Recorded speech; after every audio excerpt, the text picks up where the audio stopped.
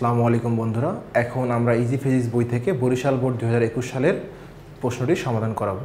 তো এখনও তোমরা যারা আমাদের ইজি ফিজিক্স বইটি সংগ্রহ করনি দ্রুত সংগ্রহ করে ফেলো। চলো প্রশ্ন আমরা দেখে নিই। বরিশাল 21-এর একটা প্রশ্নের উদ্দীপকের মধ্যে দুটো ডায়াগ্রাম দেওয়া আছে। এটা হচ্ছে ঘনবস্তু দেওয়া আছে যার দৈর্ঘ্য, প্রস্থ, উচ্চতা সবগুলো সেম দেওয়া আছে এবং একটা নিরেট বল, গোলক আকৃতির বল দেওয়া আছে যেখানে তার ব্যাসার্ধ দেওয়া আছে 2.5 সেন্টিমিটার। এখন যদি কোশ্চেনে আমরা একটু যাই, কোশ্চেনে কি বলছে খেয়াল করো। প্রশ্নে আমাদের প্রথম কোশ্চেন বলছে যে ভার্নিয়ার ধ্রুবক কাকে বলে। ভার্নিয়ার ধ্রুবক হচ্ছে অর্থাৎ ভিসি। সো ভিসি আমরা সূত্র জানি, VC equals to S/N।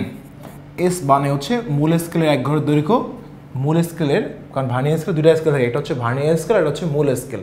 So মূল স্কেলের ক্ষুদ্রতম এক ঘরের দৈর্ঘ্য হচ্ছে এস, আর এন মানে হচ্ছে ভার্নিয়ার স্কেলটার ভাগ সংখ্যা। তাহলে এখন এই ক্ষুদ্রতম এক ঘরের দৈর্ঘ্যের সঙ্গে ভার্নিয়ার স্কেলের ভাগ সংখ্যার অনুপাতকেও ভার্নিয়ার ধ্রুবক বলে, এটাও বলতে পারো।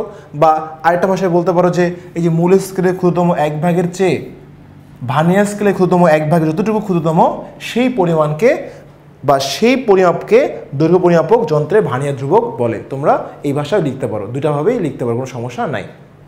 আচ্ছা, খ নম্বরে বলেছে যে স্লাইড ক্যালিপার্সে ভার্নিয়ার স্কেল কেন ব্যবহার করা হয়। এখন স্লাইড ক্যালিপার্সে বেসিক্যালি দুইটা স্কেল থাকে। একটা হচ্ছে মূল স্কেল, সাধারণ স্কেল থাকে যেখানে 1, 2, 3, 4 এভাবে একটা ঘর হচ্ছে 1 মিলিমিটার, মানে 1 মিলিমিটার পর্যন্ত দাগ থাকে শুধুমাত্র 1 মিলিমিটার, এটা হচ্ছে মূল স্কেলে থাকে। এর সঙ্গে একটা ভার্নিয়ার স্কেল যুক্ত থাকে, স্লাইডের মধ্যে যাওয়া আসা করে, যেটা দাগ থাকে 10টা, 20টা, 50টা, যেটা করে যে কিছু হতে পারে। সো এই দাগটা হচ্ছে থাকে ক্ষুদ্রতম 0.1 মিলিমিটার বা 0.2 মিলিমিটার, মানে 1 মিলিমিটারে আবার ক্ষুদ্রতম থাকে 10 ভাগ, ঠিক আছে। সো এখানে তাহলে এই স্লাইড ক্যালিপার্সে ভার্নিয়ার স্কেল কেন ব্যবহার করা হয়। স্লাইড ক্যালিপার্সে ভার্নিয়ার স্কেল ব্যবহার করা হয় 1 মিলিমিটারের থেকেও ক্ষুদ্রতম মান পরিমাপ করার জন্য। তো আমরা এটা এক্সপ্লেন করতে পারবো। এবার গ নম্বরে বলছে, খেয়াল করে কি বলছে গ নম্বরে, যে উদ্দীপকের নিরেট বলটিকে ঘনবস্তুটির ভেতরে প্রবেশ করানো হলে ঘনবস্তুর ভেতরের খালি অংশের আয়তন কত হবে। আচ্ছা, তাহলে এখানে দেখো, খেয়াল করো, যদি আমরা এই বলটিকে এই ঘনবস্তুর মধ্যে প্রবেশ করাই তাহলে কতটুকু অংশ খালি থাকবে। তাহলে এর আয়তন যদি আমরা আগে বের করি, এর আয়তন বের করার পর যদি এর আয়তনটা বের করি, তো এর আয়তন থেকে এই গোলক বস্তুর আয়তন যদি বাদ দেই তাহলেই তো আমরা মনে করো এটা যদি এখানে ভিতরে প্রবেশ করাই তাহলে বাইরের অংশটার মানে ভেতরে প্রবেশ করার পর ফাঁকা অংশটা পেয়ে যাব। যদি এটা থেকে আমরা এটা বিয়োগ করি তাহলেই হয়ে যাবে। তাহলে আগে চলো আমরা এর আয়তন বের করবো, তারপর এর আয়তন বের করবো। তাহলে আমরা চলো আগে কাজ করি ঘনবস্তুর আয়তন। গ নাম্বার, ঘনবস্তু যদি আয়তন আমরা করি ভি সমান সমান, এটা হচ্ছে ঘনবস্তু যেহেতু, তাহলে ভি অফ আমরা হচ্ছে ঘনবস্তু, তাহলে আমরা এখানে ভি অফ এ দিলাম। তাহলে দৈর্ঘ্য প্রস্থ উচ্চতা, তাহলে দৈর্ঘ্য কত ছিল বলো দেখি। দৈর্ঘ্য ছিল হচ্ছে 6.55 সেন্টিমিটার। তাহলে 6.55 সেন্টিমিটার। তাহলে আমরা ঘনক যেহেতু আয়তন, দৈর্ঘ্য যা, প্রস্থ যা, উচ্চতাও কি তা, তাহলে আমরা হোল কিউব দিলেই হয়ে যাচ্ছে 6.55 হোল কিউব। তাহলে দাঁড়াচ্ছে 281.01 সেন্টিমিটার কিউব, অর্থাৎ ঘনবস্তুর আয়তন হচ্ছে এটা। এখন আমরা নিরেট গোলকের আয়তন বের করব। নিরেট গোলকের আয়তন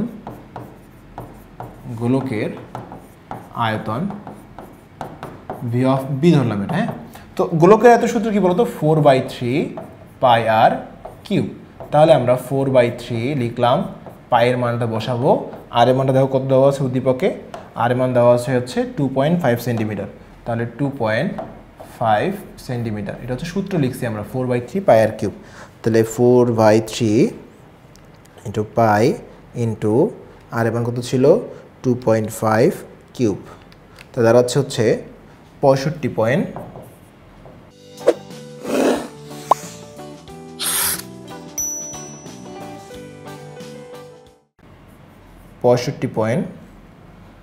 একটু আমরা মুছে দিই 65.44 সেন্টিমিটার কিউব। অর্থাৎ এখন যদি এই গোলকটা তুমি যদি এর মধ্যে প্রবেশ করাও তাহলে বাকি অংশ ফাঁকা থাকবে।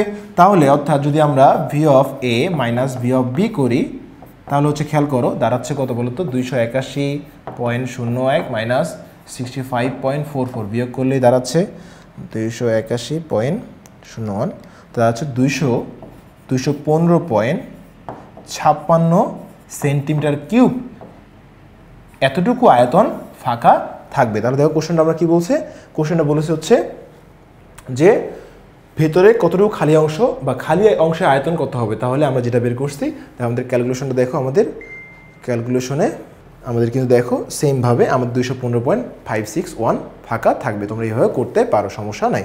এবার ঘ নাম্বার কোশ্চেনটা একটা ব্যতিক্রম চলে আসে এই অধ্যায়, সেটা হচ্ছে ব্যাখ্যামূলক। অন্য অন্য অধ্যায় তো আমাদের দেখি সবগুলোতে, এই অধ্যায় সব ম্যাথ ছিল সব ঘতেই, এখানে হচ্ছে ব্যাখ্যামূলক চলে আসছে। তো দেখি আমরা কি ব্যাখ্যামূলক আসছে, যে উদ্দীপকের উভয় চিত্রের বস্তুগুলোকে মিটার স্কেলের সাহায্যে পরিমাপ করা যাবে কিনা যুক্তি সহকারে ব্যাখ্যা করো। তো উভয় চিত্র বলতে একটা চিত্র আছে ঘনবস্তু, একটা হচ্ছে নিরেট গোলক। সো তুমি মিটার স্কেল দিয়ে কিন্তু একটা ঘনবস্তুর দৈর্ঘ্য, প্রস্থ, উচ্চতা সহজেই নির্ণয় করতে পারবো। একটা মিটার স্কেল দিয়ে খুব সহজেই দৈর্ঘ্য, প্রস্থ, উচ্চতা নির্ণয় করা যায় একটা ঘনবস্তুর।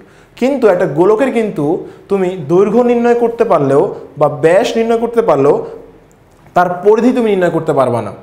কিন্তু তার পুরা আয়তন বের করতে গেলে বা তার পুরা পরিমাপটা তোমার জানতে গেলে কিন্তু মিটার স্কেল দিয়ে কখনোই সম্ভব না। সেখানে তুমি ভার্নিয়ার স্কেল ব্যবহার করতে পারো, ভার্নিয়ার স্কেল দিয়ে সূক্ষ্ম মাপ আসবে, তার ব্যাসের মাপ আসবে। সো তুমি ভার্নিয়ার স্কেল নির্ণয় করতে পারো, কিন্তু আমরা কিন্তু ভার্নিয়ার স্কেল দিয়ে বা স্ক্রু গজ দিয়ে সহজেই আমরা কিন্তু এর ব্যাস বা হচ্ছে এর পরিধি নির্ণয় করতে পারবো, কিন্তু মিটার স্কেল দিয়ে যেটা কখনোই সম্ভব নয়। তাহলে এখানে যে কোশ্চেনটা করছে, উদ্দীপকের উভয় চিত্রের বস্তুগুলোকে মিটার স্কেলের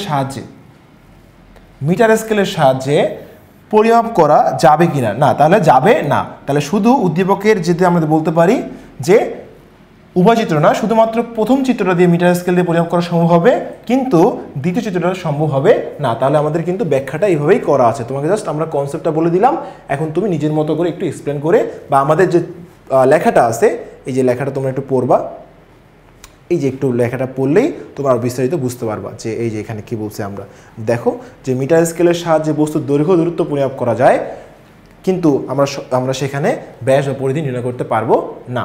তো এই ছিল আমাদের এই বোর্ডের সমাধান।